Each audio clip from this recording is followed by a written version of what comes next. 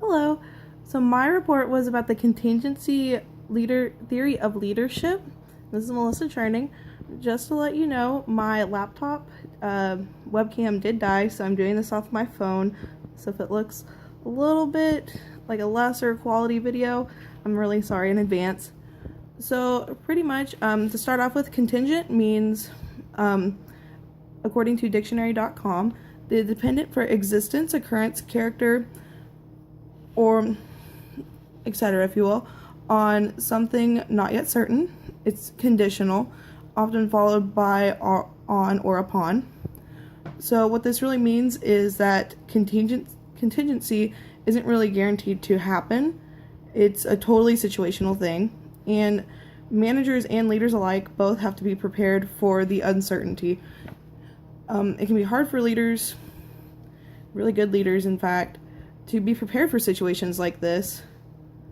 And most of the time, certain leaders and managers have certain strengths to deal with only certain situations, and they might not be able to deal with every single solitary issue properly that may occur.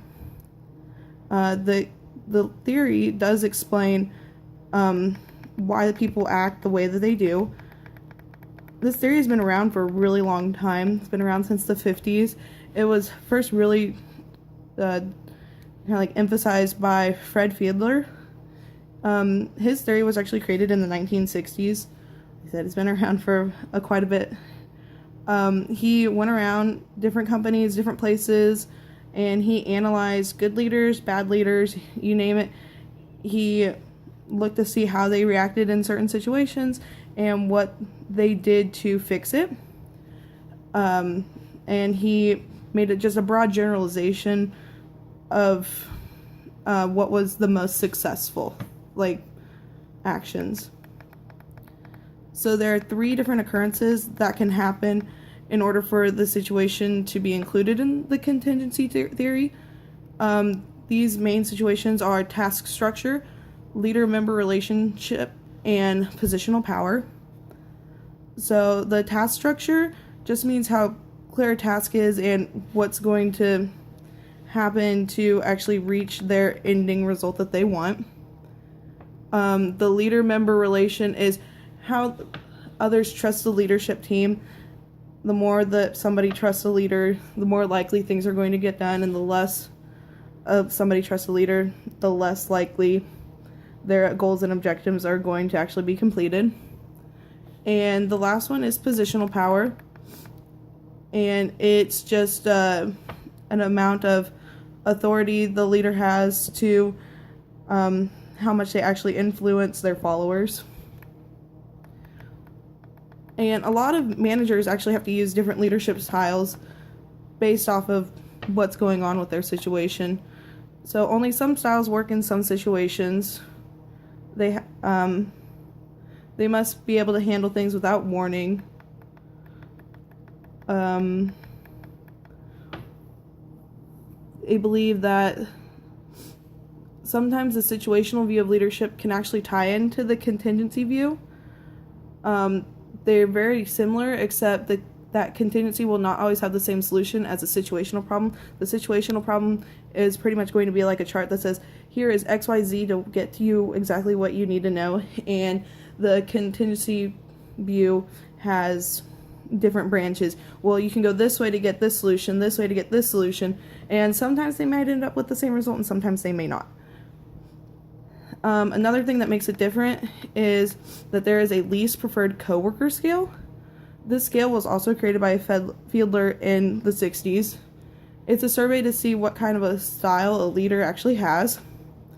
It is also used to see what kind of worker a leader wants to work with. Scores aren't necessarily a negative thing.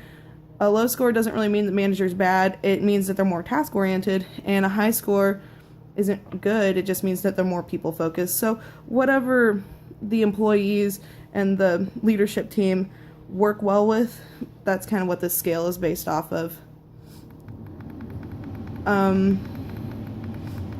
The relationship-based leaders take the workers that they do not want to work with as a challenge and give good feedback. They want that extra step to go above and beyond, while the task-oriented don't really want people to work with them because they think that they'll get in their way. The theory's been tested many different times throughout the decades, and it's supported by many experts, but the only problem is that no one really understands why the leaders are successful in different situations. Fiedler tried to study why leaders are successful, and he found that relationship leaders would not perform well during intense situations because they have too strong of a connection with their employees, and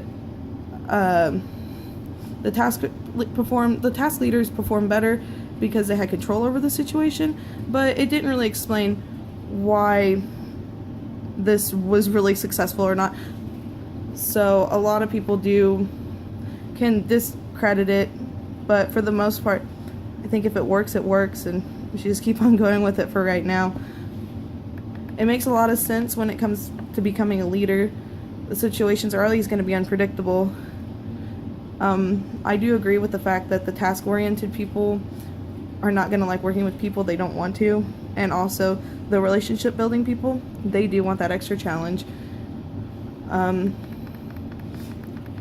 think that if anything, it's a challenge, honestly, just to be a leader. So I think that this theory really does help, and one day maybe they will actually discover why it actually does work. So thank you.